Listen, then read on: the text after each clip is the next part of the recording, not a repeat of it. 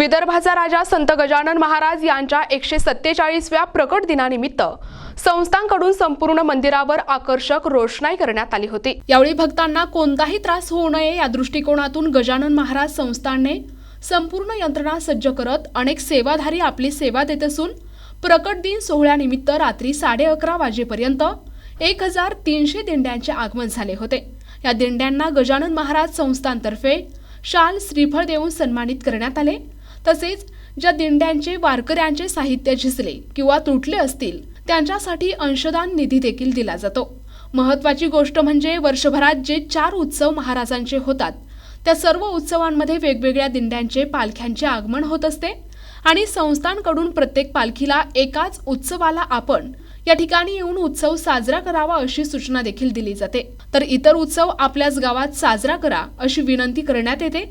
आज प्रकट दिन सोहळा आणि गुरुवार हा अमृत योग आल्यामुळे अनेक वारकरी आनंद उत्सवात पालखी बरोबर नाचताना दिसत आहेत। प्रतिनिधी संजय दांडगे, NTV न्यूज मराठी, जळगाव जामोद, बुलढाणा।